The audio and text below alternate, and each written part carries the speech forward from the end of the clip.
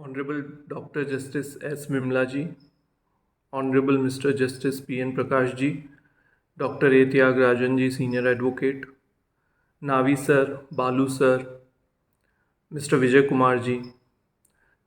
It has always been a matter of great pleasure for me to be a part of the seminars which are aimed at spreading the legal awareness, be it about cybercrime or be it about the electronic evidence. Balu sir has always been relentlessly pursuing this goal. Navi sir has always been guiding, and we are blessed to have legal luminaries with us. Today, I will talk about section 63, subsection 2 of the Bharatiya Saksh Adhiniyam. It is equivalent to section 65B of Indian Evidence Act, the section 63 now. In section 63.2, we talk about the requirements which make an electronic evidence admissible. I will take some few examples, and with these examples and these practical life things, we will try to understand section 63, subsection 2, and then we will go to the legal language if required. So, we'll take some real life examples and try to understand with a lawyer's point of view. So, how electronic evidence will be produced, what should be the level of proof, and how a lawyer who is opposite counsel is going to challenge the electronic evidence. If we think like a lawyer, we will be able to understand this topic properly. So, for example, your client comes to you and says, "Sir, I have a voice recording in my phone. I want to produce it in the court."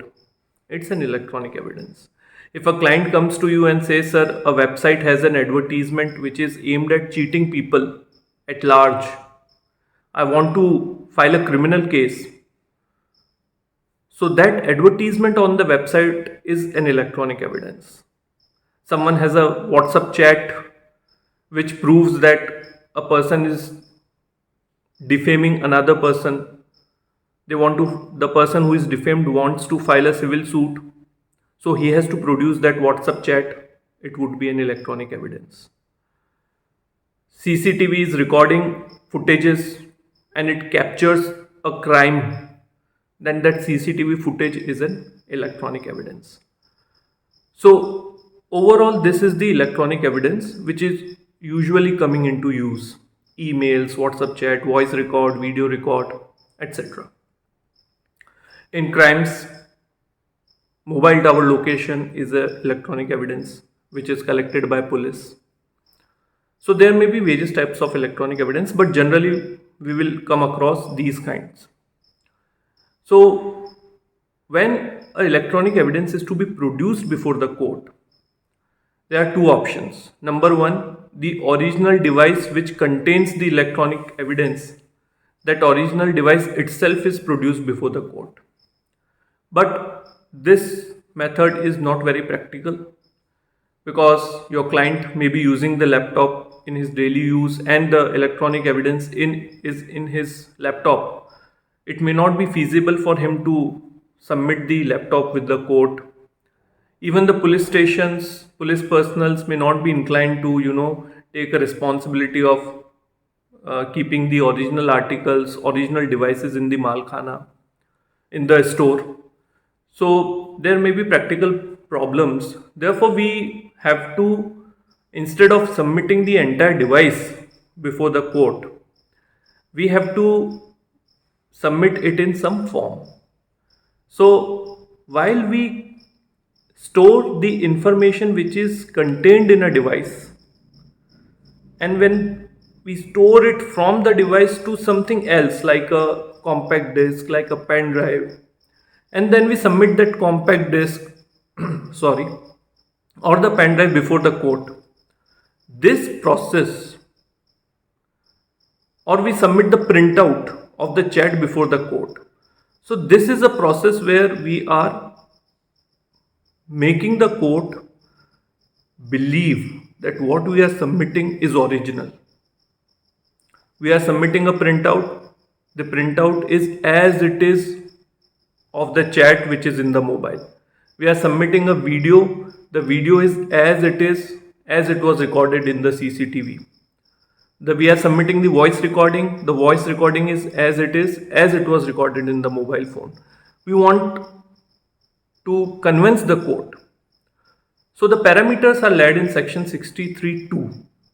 The certificate is to be furnished in 63.4, and Mr. Vijay Kumar ji will talk about 63.4.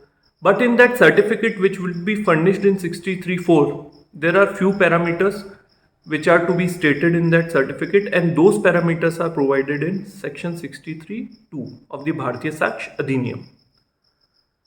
So let's talk with an example. The simplest example would be a client comes to you and says, sir, there was an advertisement on a website. It is defrauding me. It has defrauded me and it is cheating public at large. I want to file a criminal case. Definitely you would need you need to present that content of the website before the court. Now how to do it? The simplest way is to take the screenshot of the website and submit the printout before the court. This is the simplest way. Or to take the screenshot in your mobile and then submit the printout with the court or with the police.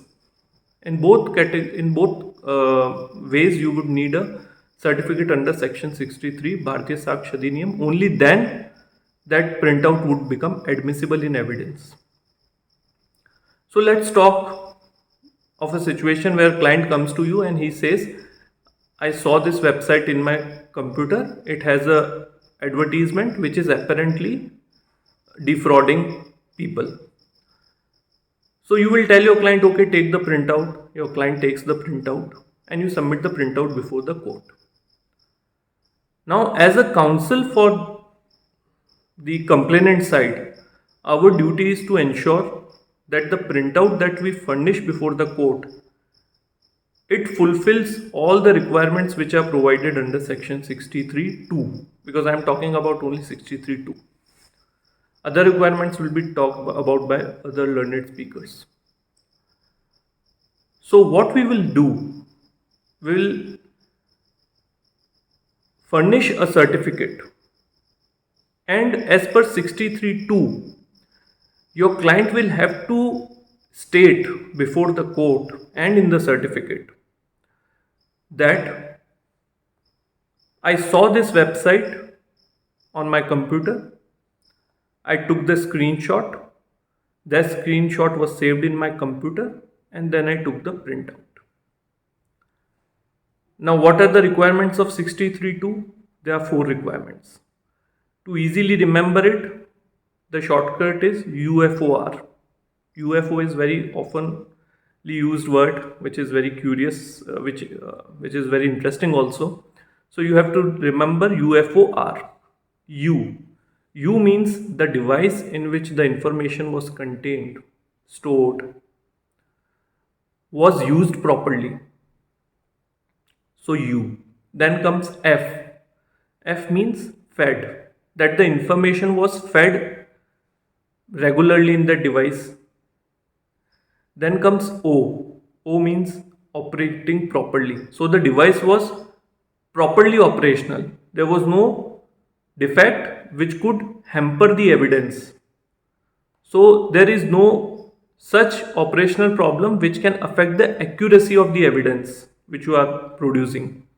And then comes R. R means reproduced. Means you would say before the court that I have reproduced the contents as it is.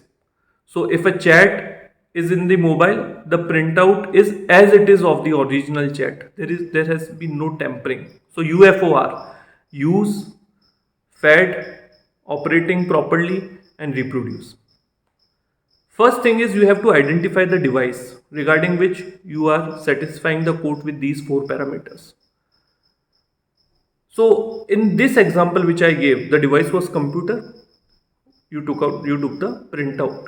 So you have to satisfy the code with these four parameters in respect of that computer. Let's take second example, and I will include an element of mistake in this example to understand how the things work in the code. Suppose a client saw a website in his mobile, or a client has a chat or message in his mobile. He wants to file a case regarding that website, advertisement, or chat or email. So he takes the printout, relevant printout. He takes the screenshot in the mobile and then he takes the printout.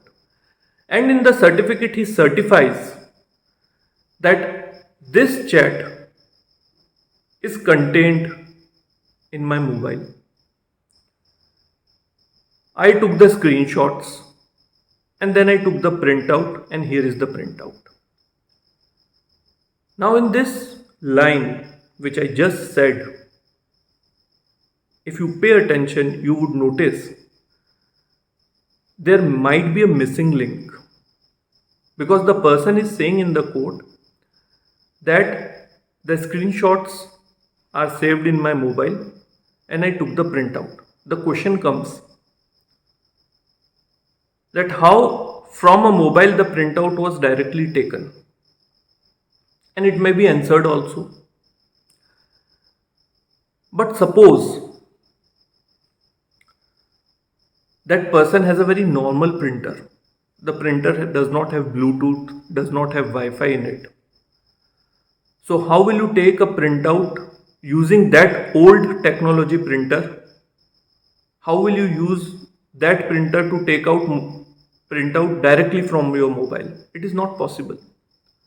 So first, the screenshots from the mobile would be required to be saved in a desktop.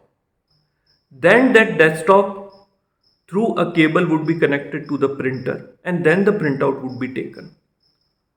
So the proper channel would be two devices. First, mobile in which screenshots were taken. Second, computer in which these screenshots were saved, and then the printout was taken. So the correct way to furnish the information before the court under section 63(2) would be to tell the devices, tell about both the devices. And opposite counsel will, as a defense counsel or as a opposite counsel, the counsel would make an attempt to somehow bring this fact to the notice of the court that one or two devices have been missing out from the certificate. So we have to be very careful. The best way is when a client comes to you and he tells you that electronic evidence is required to be produced, the best way is to first write down the number of devices which are actually involved in taking the output. So for example, if we talk about a call recording, a person comes to you and says that I have a call recording in which a person has threatened me and I want to file a case. That call recording is in his mobile. It is not a very easy thing to directly take the voice recording from the mobile into a compact disc and produce that compact disc before the court, or to take the voice recording from the mobile directly into a pen drive and to produce the pen drive before the court. It is not easy. Means I have never done it. Directly I have never done it. What you would be required is that the voice recording would be first transferred from your mobile to a computer, and then from that computer, by using a software, that voice recording will go into a portable device. It may be a pen drive or a CD, and then that CD or pen drive will be produced before the court.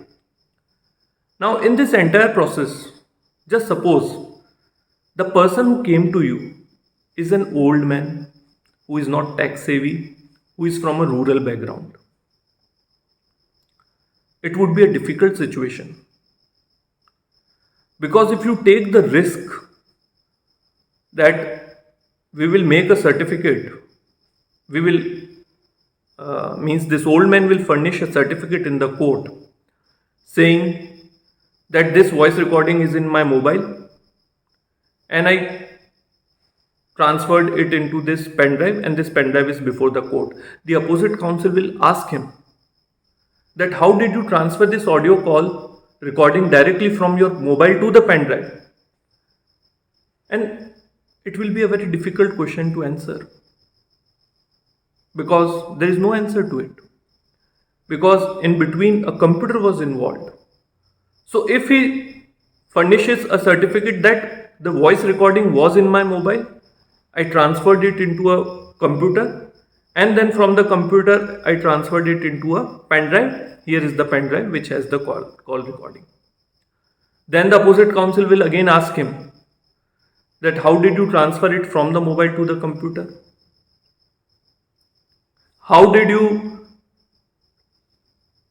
store the call recording into the pen drive using the computer? It will be a very difficult situation to answer, no? Here comes the need of an expert. When there is a situation, I have used the word old man.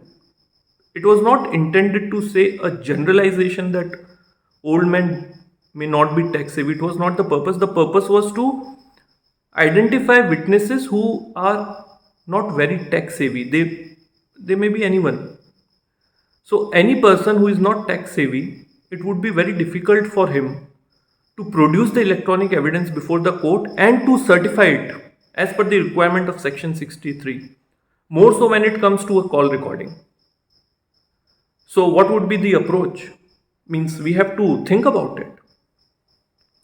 So if we go with this approach that we engage an expert and that expert helps in taking the audio call recording from the mobile and storing it into a CD or a pen drive, then that expert has to be brought before the court. Then that expert has to depose before the court that I did this process. I know that my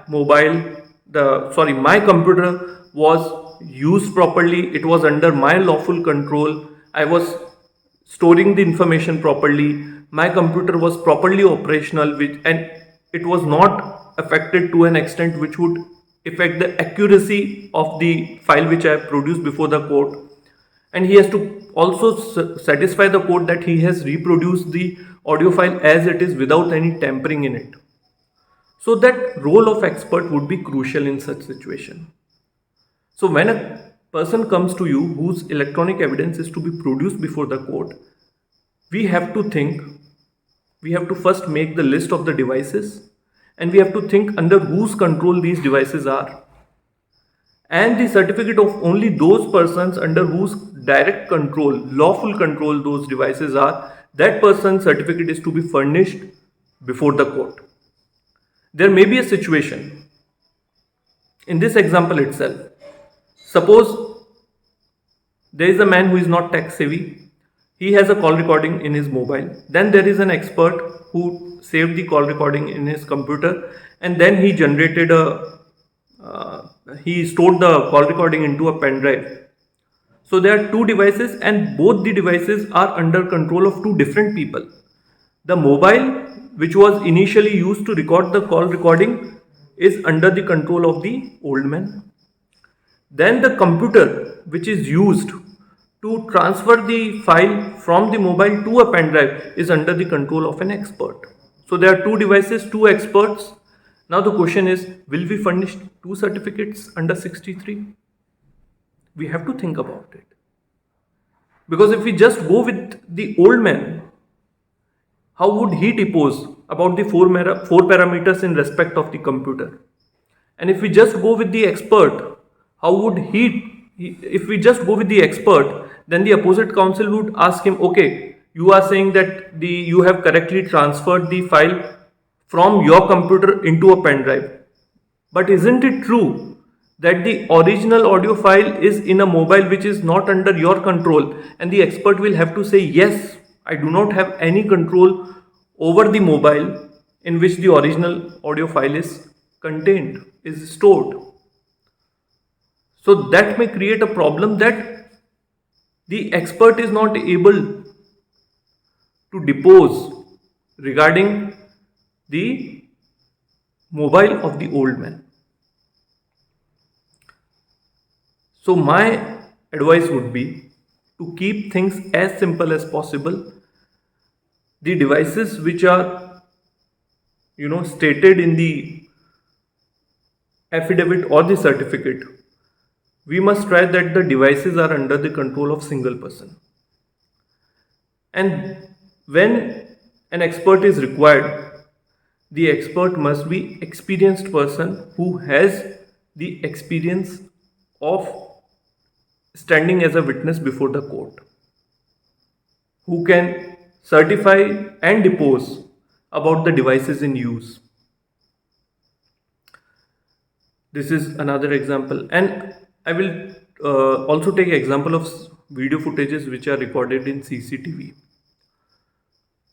So a CCTV which has a hard drive, CCTV records the video, it is stored in a hard drive, and then from the hard drive a CD is made, and either by connecting it through a computer the CD is made, or maybe directly also, depending on the technology, which kind of CCTV you are using. But overall thing is that in those CCTV recordings also, you must check that from the recording till the making of the CD, the devices remain under the control of the person who is producing them.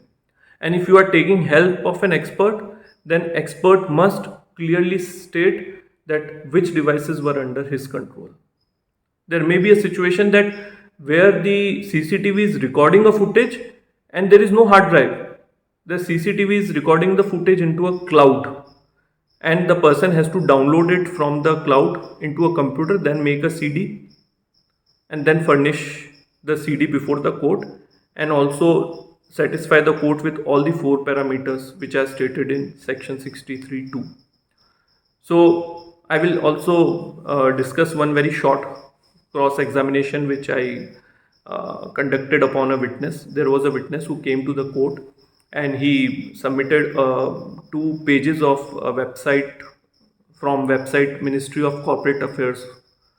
So the 2 pages he submitted before the court, and I read his 65B. He said that the files were downloaded into my laptop and my laptop was functioning well, and I took the printout as it is. So I asked him that your certificate nowhere mentions, and your affidavit also nowhere mentions the format in which the file was stored in your laptop. And I just thought he would say, yes, I have not mentioned it, but the format was PDF. I was expecting this answer. But what did he say? He said that, yes, I have not mentioned the format because I never downloaded the pages. And I wanted this answer only. So I asked him, so the files, the printouts which you have taken, these files are not in your laptop? He said no. He said that when you open the MCA website, you are not required to download the file. You can simply give the printout option and the printout will come. Here is the issue. When something is not saved in your device, how can you say that this printout is of a file which is saved in my device and my device is functioning well and I have reproduced it well? If your device is not coming into play, if that witness, what that witness was saying, that he has not downloaded the file, it means where is the original file? The original file is in the server of MCA, and he is saying that he simply took the printout from the website. So he is saying essentially that he has a printout, the original of which is in the server of MCA, the original of which is not in his computer. That was my argument. Unfortunately, these things were not discussed in the final judgment. It happens many times, but not an issue. So my advice in short about 63(2) would be to check the person who is going to certify has control over all the devices or not, and if there is any confusion, please engage an expert. He would help you. Thank you so much for having me here, and I wish you a very